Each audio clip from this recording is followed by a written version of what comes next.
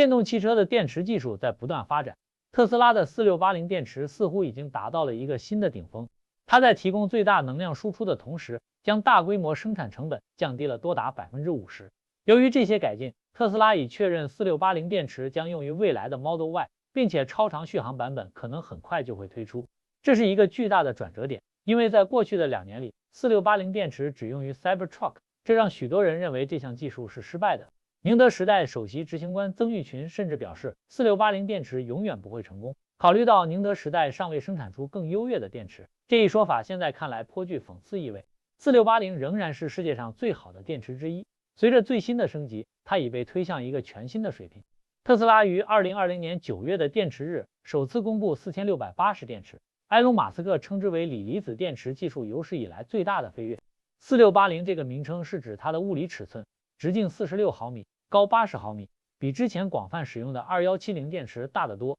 然而，真正的突破在於其完全不同的設計理念。4680仍然是一種鋰電池，含有鋰、鎳和鈷，使其與众不同的是其无解耳設計。傳統電池單元有連接電極和端子的小金屬片，這些金屬片會成為電阻和熱量積聚的瓶頸。特斯拉消除了這些結耳，使電流能夠更均勻地流過整個電極表面，結果是更低的熱量、更高的功率輸出、更快的充電速度和更高的耐用性。其內部結構也更高效，減少了不必要的材料，並提高了能量密度。最新的官方數据顯示，其能量密度約為每公斤272瓦时，這在全球量產電池中仍位居前列。僅僅增加電池尺寸，就讓特斯拉大幅減少了每個電池包所需的電池數量，這意味着更少的電線、更少的焊點和更低的組裝成本。特斯拉於2021年底在加利福尼亞州卡托路 Cato Road 的試驗工厂開始生產首批4680電池，這既是製造線，也是學習製造的試驗線。這些早期電池主要用於內部測試，評估耐久性、能量密度、快速充電能力，尤其是電池在直接集成到車輛結構中時的穩定性。這個測試階段持續了近2年，直到2023年，特斯拉才開始在 Cybertruck 中部署4680電池。雖然這聽起來像是一段從研究到生產再到實際使用的順利旅程，但4680電池面臨着巨大的挑戰。從2020年到2023年，4680電池使用幹法陽極，但陰極仍採用傳統的濕法工藝，制造出一種與埃隆·馬斯克最初願景相去甚遠的混合版本。特斯拉難以掌握陰極的幹法工藝，這是4680電池最複雜、最昂貴的部分。這迫使特斯拉保留大量的烘箱和有毒溶劑處理系統，抵消了在工廠占地面積和成本降低方面的大部分優勢。這個技術瓶頸導致早期批次的4680電池的能量密度低於舊的2170電池，將特斯拉推向了許多人所說的生產地獄。報告表明，早期電池材料容易開裂、附着力差、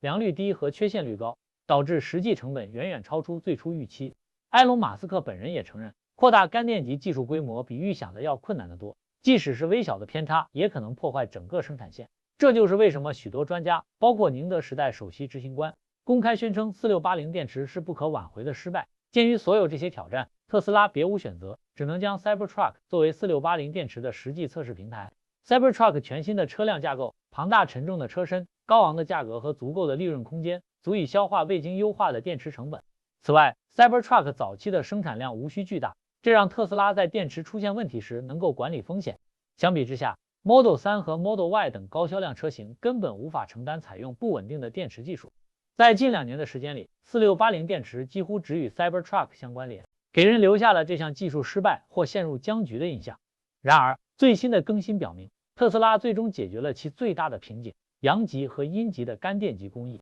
在第4季度更新和2025財年報告中，特斯拉表示，它現在正在生產同時採用干電極工藝制造的4680電池。埃隆·馬斯克在 X 上證實，大規模實現干電極工藝異常困難，並祝賀特斯拉團隊和合作夥伴。特斯拉4680電池副總裁 Boneg Elston 也強調了這一突破，表示2種電極都採用了我們的幹法工藝。此前，特斯拉只能部分應用這一工藝，或者在某些階段不得不回歸傳統的濕法電極方法，從而消除了大部分成本優勢。現在，隨着有毒溶劑的完全消除，特斯拉不再需要占用大量工厂空间的大型高能耗的烘箱。內部估計表明，工厂占地面積可減少多達90%，而每電池單元的能耗顯著下降。這是4680電池首次在美國生產時，每千瓦時成本低於2170電池的關鍵原因。除了成本，這些升級還直接影響能量密度。乾電極工藝使特斯拉能夠使用極少量的粘合劑1%到1.25%，而傳統電池為3%到5%，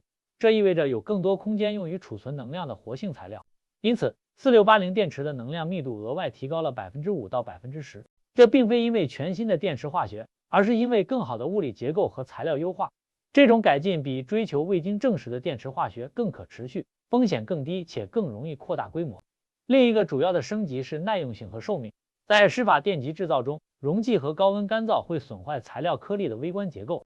乾法電極工藝有助於保持顆粒形狀和鍵合，減少隨時間推移的開裂。測試數據表明，新一代4680電池在2000次充放電循環後仍能保持約90%的容量。這對於長續航電動汽車電池來說是一個令人印象深刻的數字。這不僅延長了車輛壽命，還顯著增加了電池在電網規模、儲能等二次應用中的價值。在電池設計方面，特斯拉繼續完善其無吉爾結構，這始終是4680電池的一大優勢。由於電流分布更均勻，充電和放電過程中產生的熱量顯著減少。在升級版本中，特斯拉進一步改善了軸向散熱，使電池能夠處理更高的電流，而無需增加尺寸或添加更複雜的冷卻系統。這為更穩定的快速充電打開了大門，這對於長續航車輛和重型電動卡車至關重要。另一個很少受到關注但絕對關鍵的領域是規模化制造能力。通過乾電極，特斯拉可以建造微型工厂更小的電池廠，但具有極高的吞吐量。特斯拉無需在一個大型超級工厂上投入數十億美元，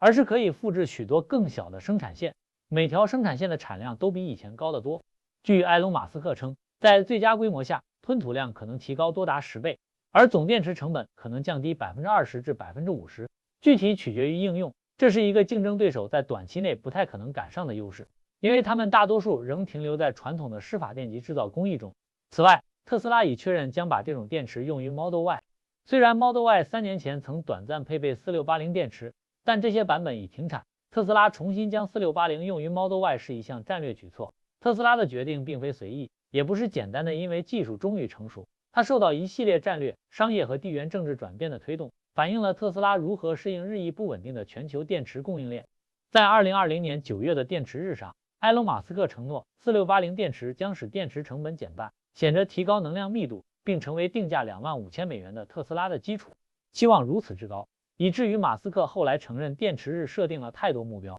第一個重大轉折點出現在2022年4月。當時，德克薩斯州超級工厂生產的第一批使用4680電池和結構電池包的 Model Y 車輛開始交付給特斯拉員工進行實際測試。到2022年12月，特斯拉宣布4680電池產量已達到每周86.8萬個，足以滿足大約1000輛 Model Y 的需求。然而，現實更為複雜。直到2023年4月，特斯拉才正式向公眾推出配備4680電池的 Model Y AWD， 售價49990美元。在此之前，該車型是一種限量銷售的非菜單產品，幾乎沒有進行推廣。這表明特斯拉對擴大4680電池生產規模尚未完全自信，尤其與更成熟穩定的2170和磷酸鐵鋰電池相比。隨後，在2023年9月，特斯拉悄悄停止生產配備4680電池的 Model Y AWD， 並將其從在線配置器中完全移除。當時最普遍的說法是，特斯拉需要將其有限的4680電池供應分配給 Cybertruck。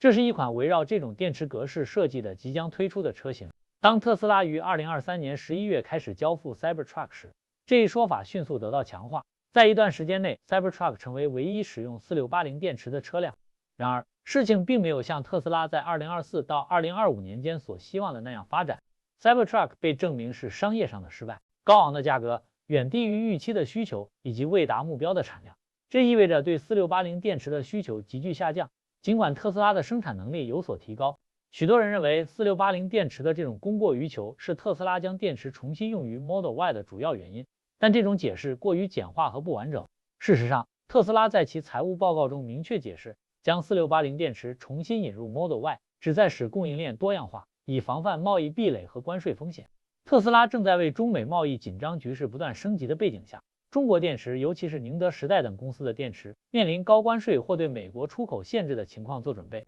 如今，在美國銷售的大部分 Model Y 車輛仍然依賴包括中國在內的外部供應商的電池。這些電池便宜且極其可靠，但它們伴隨着政治風險。如果徵收新關稅或本地化要求變得更加嚴格，特斯拉的成本優勢可能一夜之間消失。在這種情況下，完全在國內生產的4680電池成為戰略盾牌。需要強調的關鍵一點是，特斯拉將4680電池重新用於 Model Y， 並不是因為它最便宜，而是因為它足夠好，足夠負擔得起。最重要的是，在特斯拉的直接控制之下，隨着乾電极工藝基本解決，4680電池的成本現在已接近，在某些情況下甚至低於美國製造的2170電池。如果考慮到關稅和國內激勵措施，這使得4680從戰略角度來看極具吸引力。同樣的邏輯也為未來的特斯拉車型使用4680電池打開了大門。不是因為4680是一種高端電池，而是因為它允許特斯拉完全控制從電池單元到電池包，甚至车輛結構本身的整個價值鏈。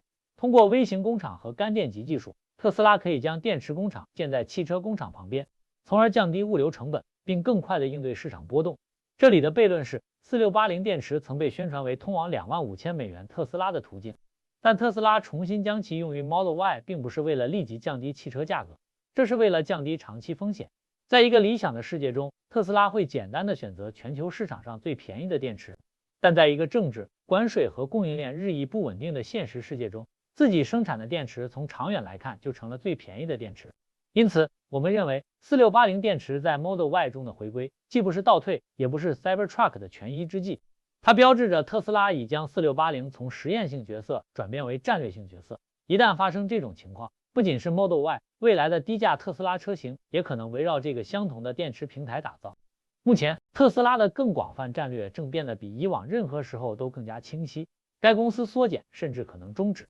Model S 和 Model X 生產的計劃表明，特斯拉不再希望將資源分散到低產量車型上。在不久的將來， Model Y 和 Model 3很可能占據全球銷量的幾乎全部，成為特斯拉真正的支柱。更值得注意的是，特斯拉已確認沒有計劃推出新車型，除了 Cybertruck 之外，也沒有額外的傳統皮卡車型，也沒有全新的車型系列即將推出。這與特斯拉當前優化和專注的理念完美契合。在此背景下，4680電池成為關鍵的戰略要素，尤其是對於美國市場的長續航車型。特斯拉顯然正在集中精力將其部署到最暢銷的車型中，這不是為了展示技術，而是為了降低供應鏈風險，並提高自給自足的能力。這項戰略很可能不會應用於歐洲或中國，因為在這些市場，特斯拉沒有面臨電池相關的關稅，而且本地生產的電池單元價格實在太便宜了。在美國生產4680電池，然後運往世界各地，從經濟上講是行不通的。我們非常好奇，在不久的將來，是否會看到續航里程顯著增加的 Model Y 或 Model 3版本？你怎麼看4680電池的這次翻身？